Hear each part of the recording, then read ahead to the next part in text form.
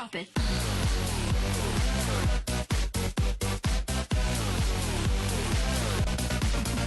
Yeah. Welcome everyone, I'm EroGuySensei, bringing you the news and reviews of adult games. A game many of us had been waiting for. I bring you the review of SiniSistar, created by or as we better know him, Nennai.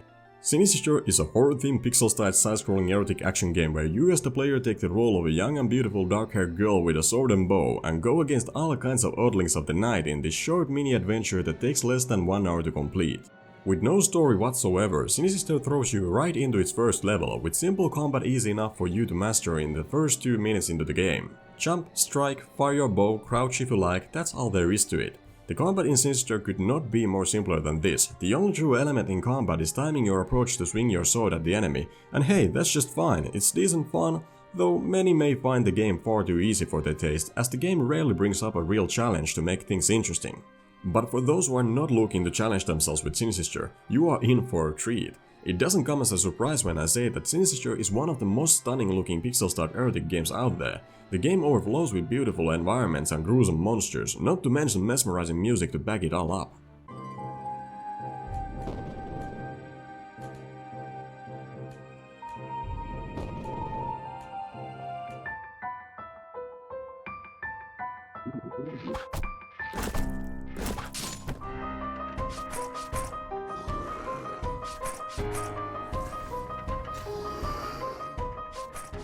The game is just gorgeous to look at, and that alone makes SiniSistar stand out strong. Each level is handcrafted with unique assets that rarely repeat themselves elsewhere.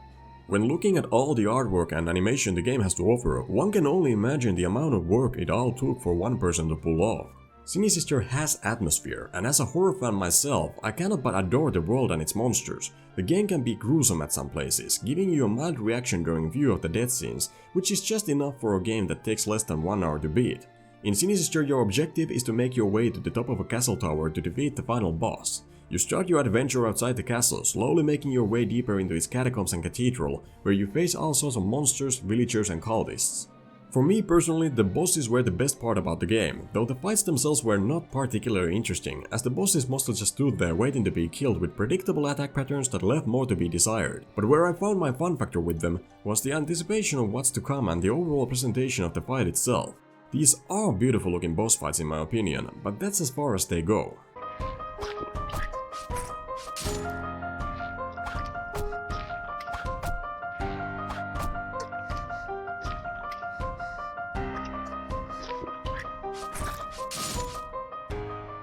The 1 or 2 bosses which managed to offer a real challenge absolutely made me want to play more, but these parts are rare and far from each other, which ended up hurting the overall experience, not giving consistent challenge but feeling like I was playing some tutorial levels throughout the entire game, with couple challenge spikes.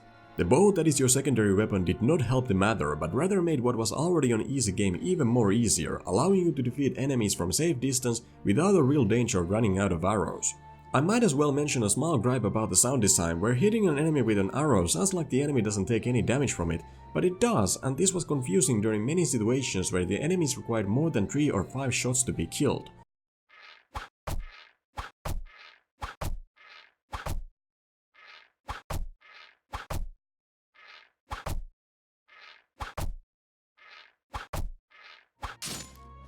It's a small thing, but it doesn't feel satisfying to use the bow anymore, which was something I enjoyed to do during the game's demo from last year.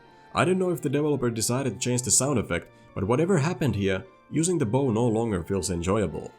Despite looking absolutely stunning, SiniSistar ends up being a mediocre experience. Once you get to play it yourself somewhere around halfway, it becomes painfully clear that there really is a lot lacking here.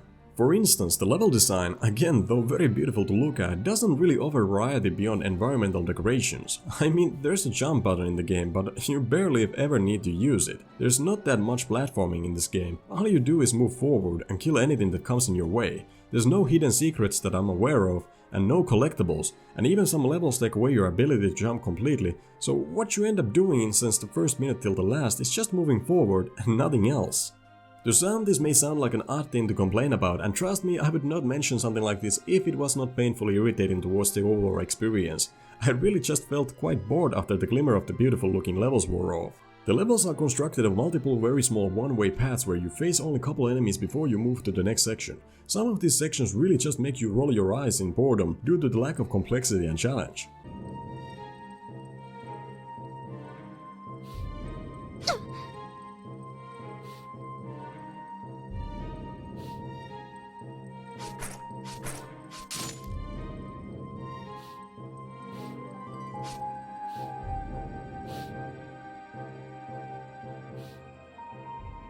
I also think that SiniSistar works better as a non-hentai game, as it often forgets this part completely and the game chooses death and gore over its hentai. Some enemies are there just to kill you when you would expect a hentai scene before that part, but it never comes.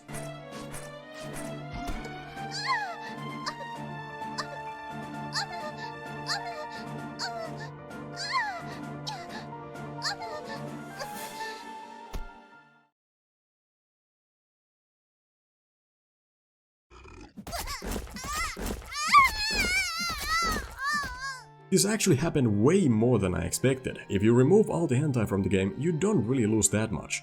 There was a couple okay looking scenes here and there, but even those did not manage to reach a point where I was happy that I purchased the game for its hentai. Perhaps I'm too demanding at this point, but personally I honestly did not find SiniSistar's hentai that appealing. It's gross in the right way, respectful to its theme, yes, and no, the gore is not part of the hentai scenes. This is not that type of erotic horror game, which is neither good or a bad thing. It all depends on your personal view.